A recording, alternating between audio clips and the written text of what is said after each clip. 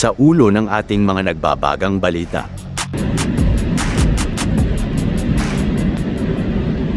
Kamakailan lang, muli na naman namataan ang BRP Raha Sulaiman. Kung saan ito ay nakuhanan muli ng isa sa mga YouTuber na nagmumula sa bansang South Korea. Halina't ating alamin kung ano-ano ang mga panibagong natuklasan sa nasabing footage ng Sulaiman class na naiulat muli na nasa gitna ng mga trials.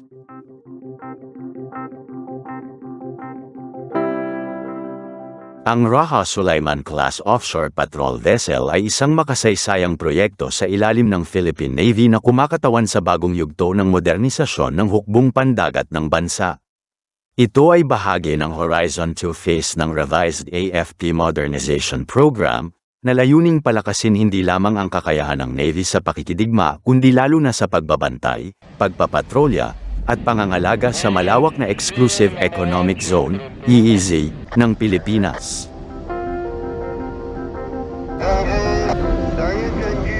Ang kontrata para sa 6 na barko sa ilalim ng klase na ito ay nilagdaan noong ika-27 ng Hunyo taong 2022 sa pagitan ng Department of National Defense, DND, ng Pilipinas at ng HD Hyundai Heavy Industries ng South Korea, isa sa mga nangungunang tagagawa ng barkong pandigma sa buong mundo. Ang disenyo nito ay nakabatay sa HDP-2200 Plus Offshore Patrol Vessel Platform ng HHI, ngunit inangkop ayon sa partikular na pangangailangan ng Philippine Navy upang magsilbi sa malawak na operasyon sa karagatan, mula sa pagpapatrolya sa mga hangganan, pagsugpo sa smuggling at piracy, hanggang sa humanitarian assistance at disaster response.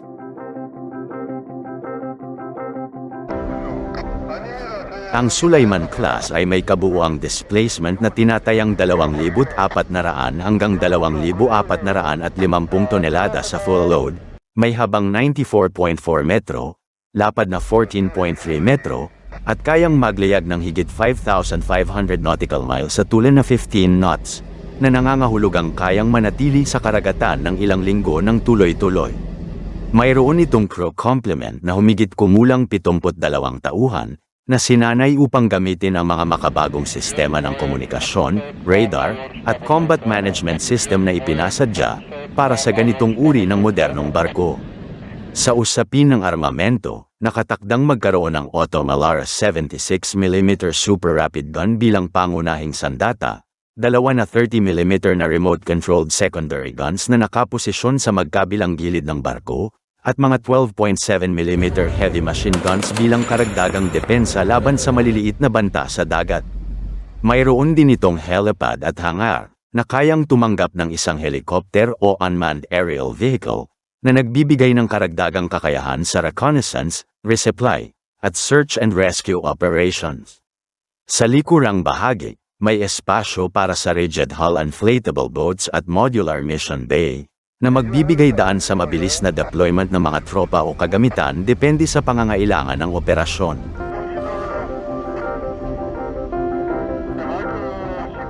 Hindi lamang sa armas at disenyo kahanga-hanga ang Raha Sulaiman class, kundi pati na rin sa mga makabagong sistemang gagamitin nito.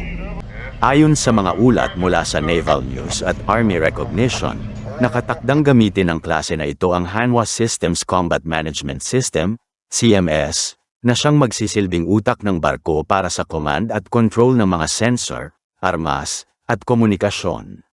Bukod dito, may plano ring ilagay ang Towed Array Sonar System o TAS sa ilang barko ng klase, na magbibigay sa Philippine Navy ng limitadong anti-submarine warfare, ASW, capability, isang kakayahang matagal ng hinahangad ng hukbong dagat dahil sa mga potensyal na banta ng submarino sa West Philippine Sea. Kapag naisakatuparan ito, magiging isa ang Sulaiman class sa mga unang offshore patrol vessels na may kakayahang tuklasin ang mga submarino sa ilalim ng dagat, bagay na dati ay tanging mga frigate lamang ang may kakayahan.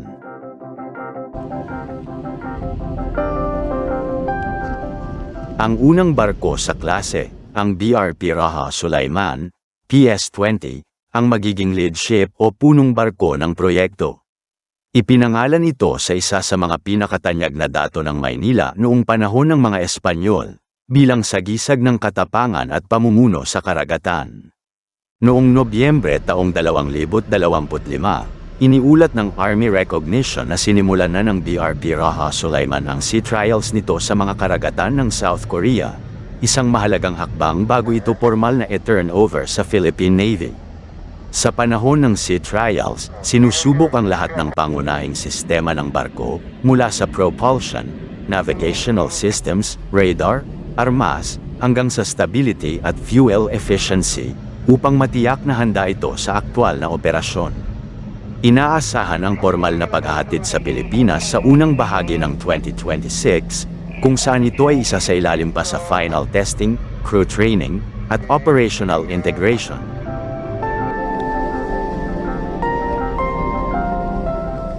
Ayon sa mga ulat mula sa Naval News at Wikipedia, kabuuang 6 na barko ang kasama sa klase, kung saan ito ang mga sumusunod: BRP Raha Sulaiman, PS-20, BRP Raha Lakandula, PS-21, BRP Raha Humabon, PS-22, BRP Sultan Kudarat, PS-23, BRP Dato Marikudo, PS-24, at BRP Dato Sikatuna, PS-25.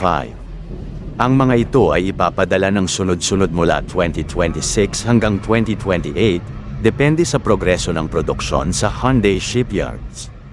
Ang ilan sa mga barko ay nakatakdang lagyan ng sonar system, habang ang iba naman ay magiging mas nakatuon sa maritime patrol at surveillance roles. Ang pagkakaroon ng 6 na barkong ito ay magbibigay ng malaking pagpapalawak sa kakayahan ng Philippine Navy na magpanatili ng tuloy-tuloy na presensya sa West Philippine Sea, Celebes Sea, at Philippine Rise, mga lugar na kritikal sa pambansang seguridad at ekonomiya.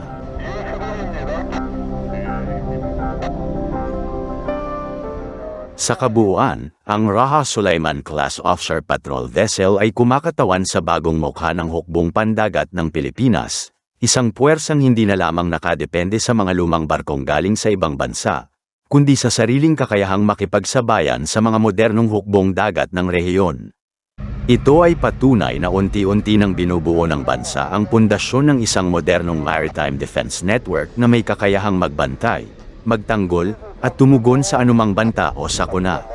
Sa darating na mga taon, kapag tuluyan ng naihatid ang 6 na barko ng klase, inaasahang magiging haligi ito ng maritime security operations ng Pilipinas at isang makapangyarihang simbolo ng soberanya at tapang ng sambayanang Pilipino sa karagatan.